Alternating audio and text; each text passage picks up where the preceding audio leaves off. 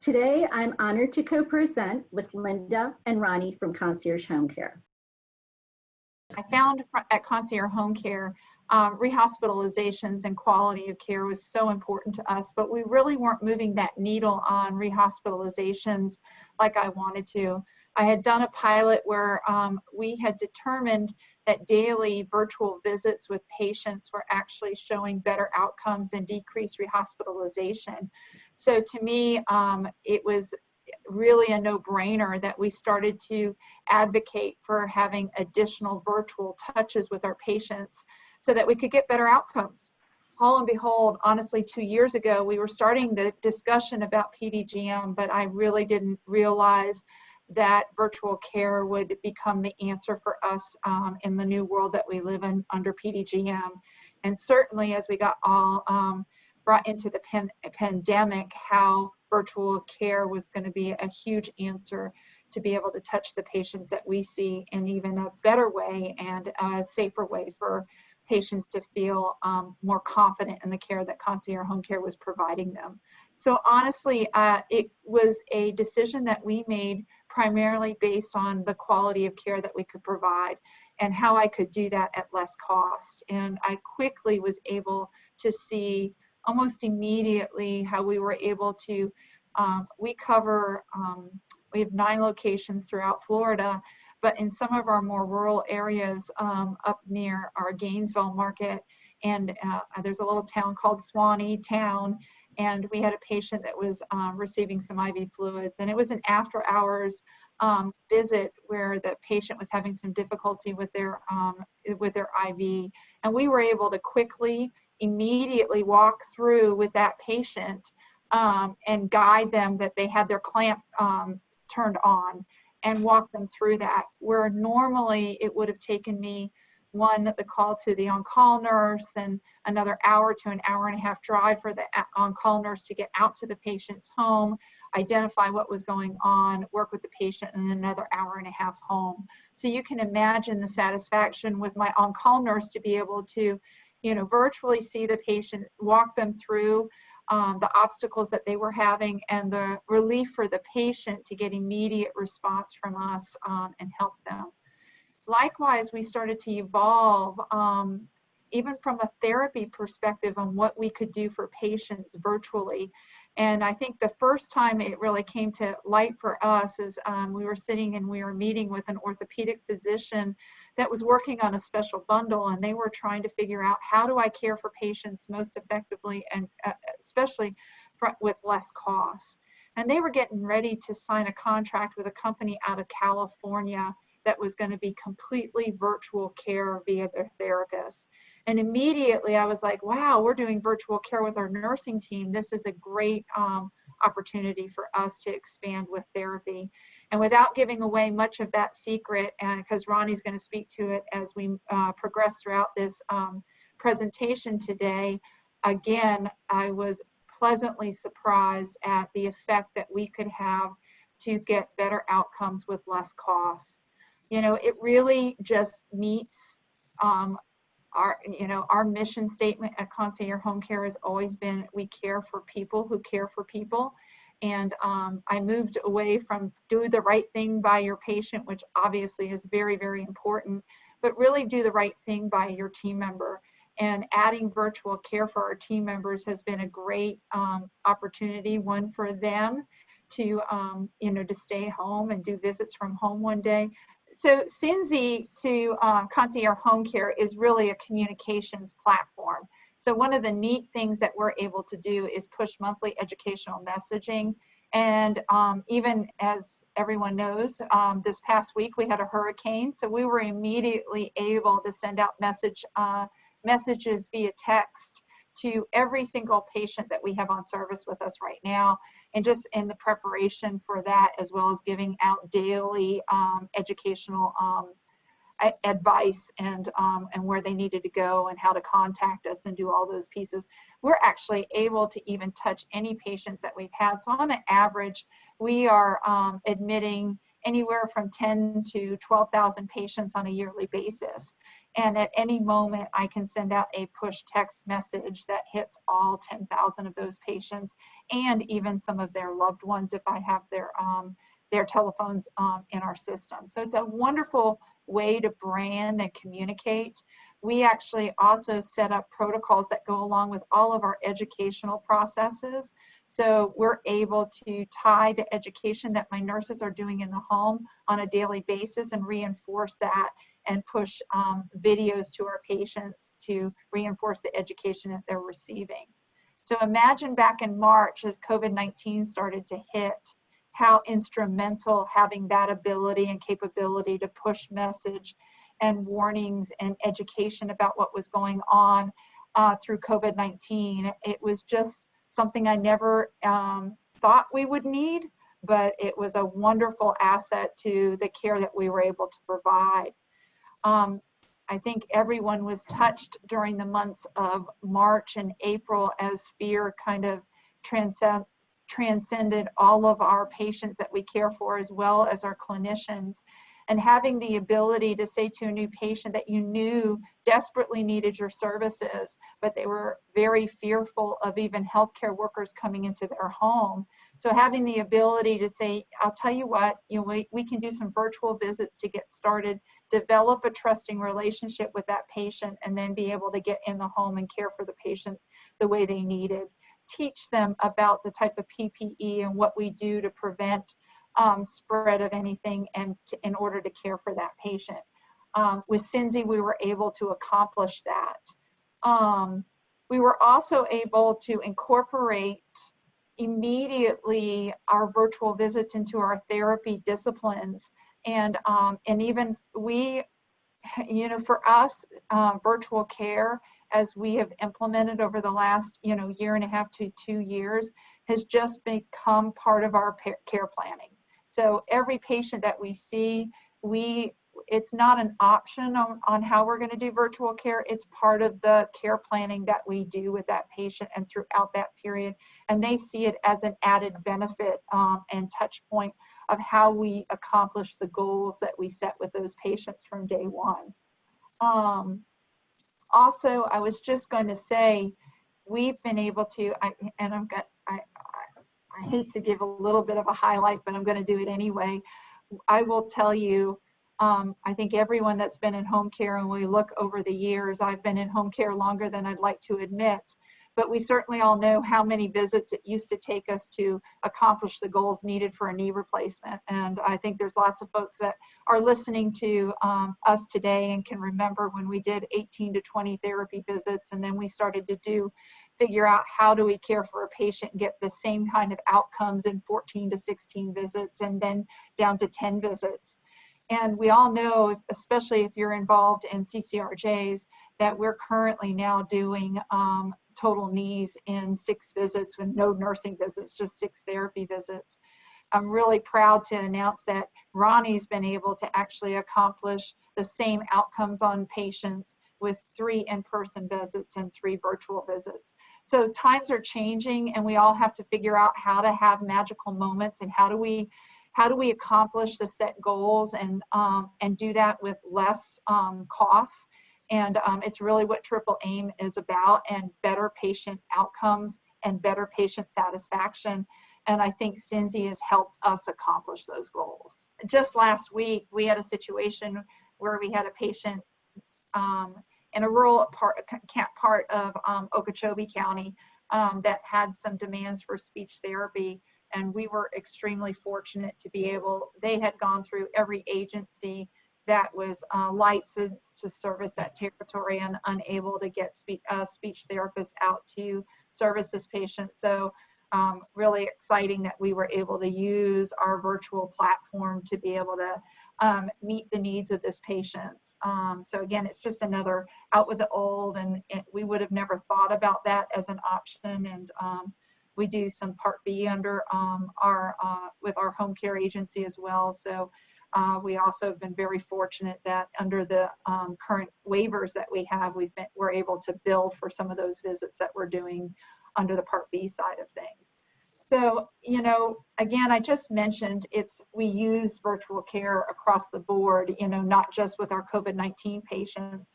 I would tell you we are doing approximately 1,300 to 1,500 virtual visits on a monthly basis now.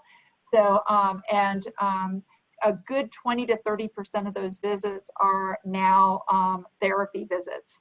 So in the past, where we saw it just primarily as nursing, we're seeing more and more virtual visits that are occurring with our therapists. And as our therapists are doing that, they are so surprised and pleasantly surprised at how well their outcomes on those patients are increasing with those virtual visits. And our virtual therapy teams are identifying things that our nurses are missing and what their therapists are missing when you are in the home.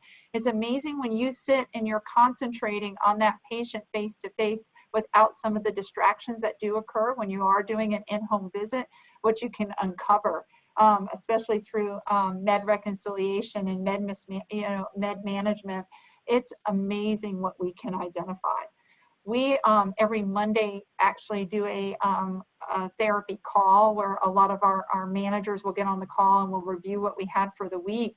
And every one of those calls, we are giving example after example after example of where we've prevented a rehospitalization that occurred over the weekend. We probably do more virtual visits on our weekends, on our Friday, Saturday, and Sundays than we do all week, just because we know that those are significant days where rehospitalization rates are higher when you look at some of your data. So for a lot of our bundled projects, we do tuck-in calls on Fridays and Saturdays and Sundays virtually to try to make sure that we are meeting the gaps of those patients that, typically agencies are working Monday through Friday and do a lot more visits and we can touch the patients. And likewise, even from our therapy team, it gives them that ability to ensure the patients are doing what they're needing to be doing during the week as we check on those patients, and that on the weekend they're following through with the care planning that we're doing to prevent them from falls, preventing them from making sure they're keeping up with whatever conditions they're supposed to be agreeing to or performing from their physician's orders. Yeah, as far as therapy goes, we've been pleasantly surprised at the reception that our therapists have had. When we first rolled this out just over about a year and a half ago, therapists' responses were generally, hey, I'm a physical therapist. This is a physical job. How can I do this face to face, without being in that patient's home? But we've really seen that our therapists have taken the education that they work so hard to get, and they've really used this as an opportunity to shine. Like Linda said, we've had therapists on calls with patients catching vital sign issues, blood sugar issues, wound care issues, again, medication issues. These are all things that sometimes therapists will overlook, but at this virtual platform, really sit down.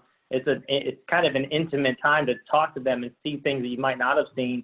And then again, we've prevented rehospitalization. So not only are our patients appreciative, but the referral sources are also appreciative that we're keeping these people out of the hospital by having these extra touch points with them. It's motivation, and that's what a patient needs, is motivation. So again, I can't say anything more than 100%. For me, it worked very well. I think we've also, Linda mentioned the total hips and total knees. We don't just do this for these post-op orthopedic patients. We use this for physical therapy, occupational therapy, and speech therapy. And while this really lends itself really well for those bump projects and those total joint replacements, we're able to, contact these patients a lot quicker and get quicker results. But we can do this for every diagnosis that we have for therapy and every discipline across the board. So it's really been easy to roll out because there's so much ease of use across every discipline. We have had speech therapists who say that it's enhanced their quality. Occupational therapists who they work so hard in the home to do this functional training, but they're not sure if the next day these patients remembered, right? You might teach somebody how to get in and out of the bathtub the right way. Well, how'd that bath go the next day, right? So to follow up and to really re-educate, reinforce everything that we've done in the home, it's really been a game changer for us. I really think that not only the therapists love it, but the patients love it, the referral sources love it, and it's been a game changer for us across the board. I can attest to that as well. I remember the first time our speech therapist who I've worked with for the last 20 years, and she called me on a Saturday afternoon. She was so ecstatic about her first virtual visit. She was like, I can't believe how good this is and how well it worked.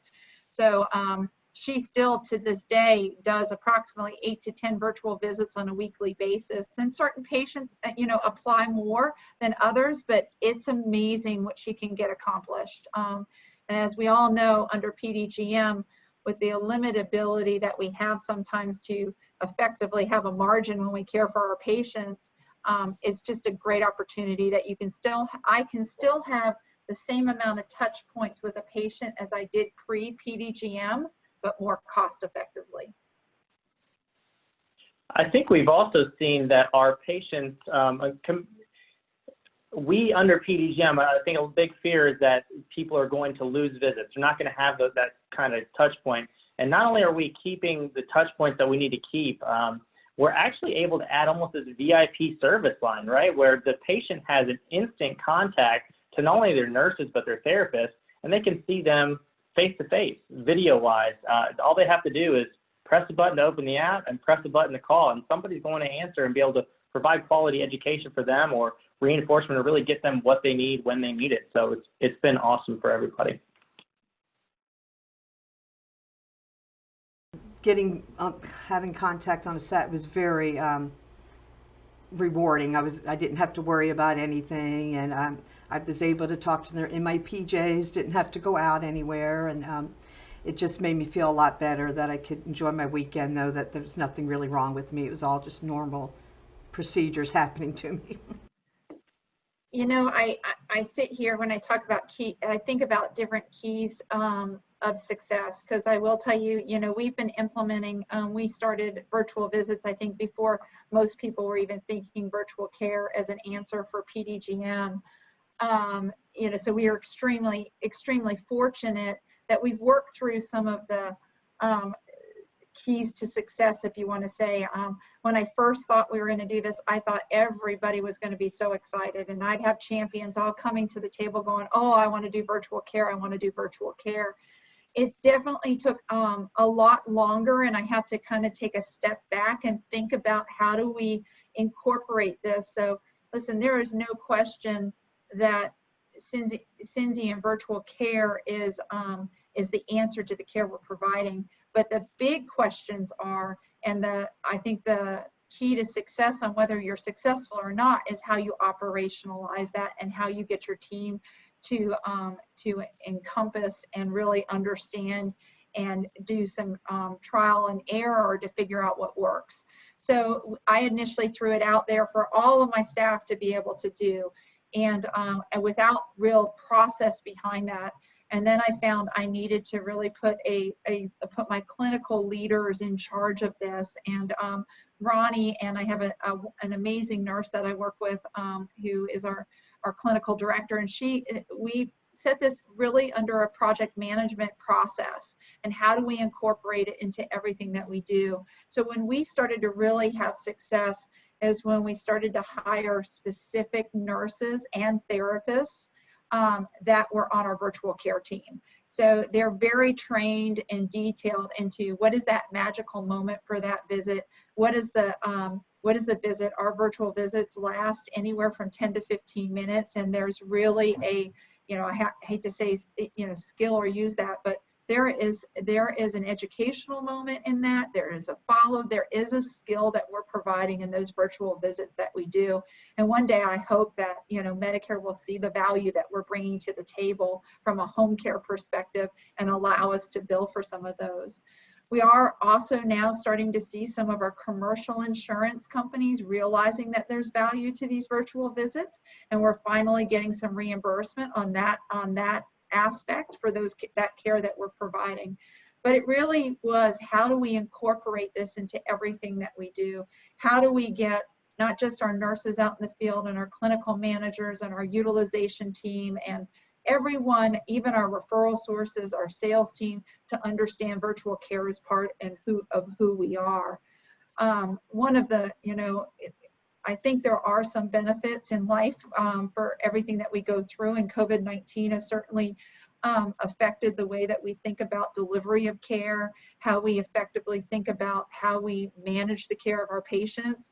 And I do think we've probably taken virtual care further in the last 3 months than we did in the last 10 years. So that's been exciting, because I think it's made folks open their mind as well as their thought process to how to make this more successful.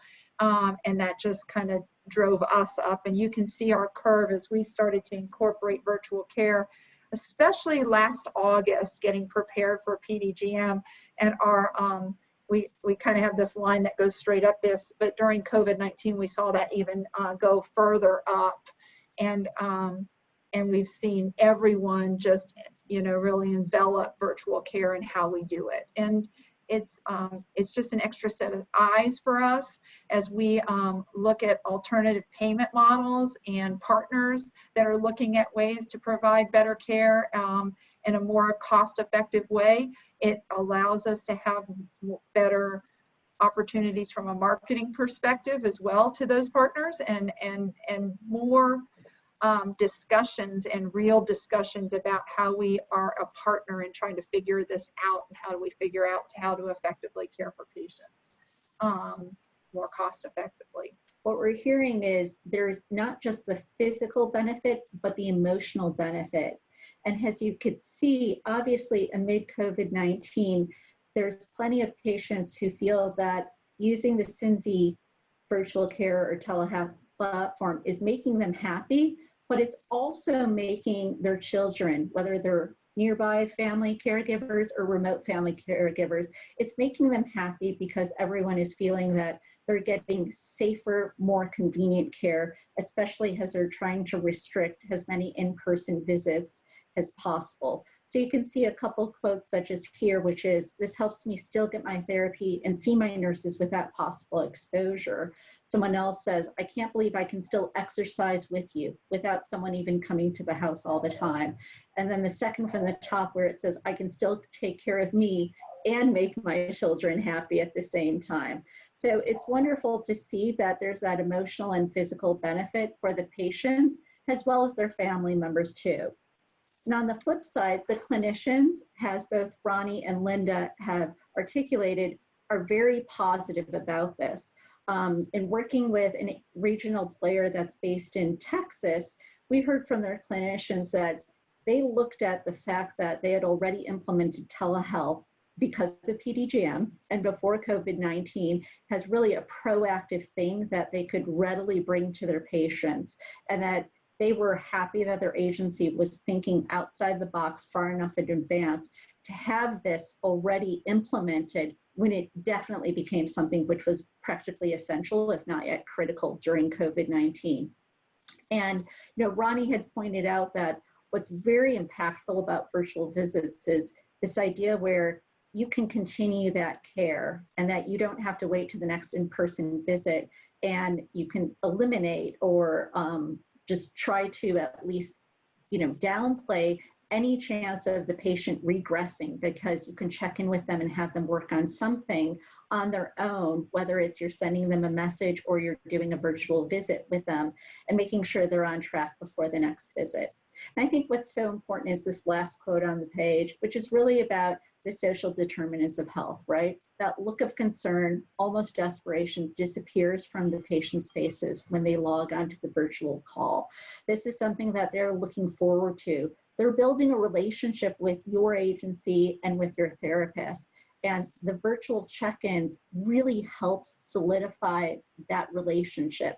And as Ronnie pointed out, it's something that essentially makes them feel like they're getting VIP care from you that they couldn't get from any other agency which is out there that's not using telehealth today.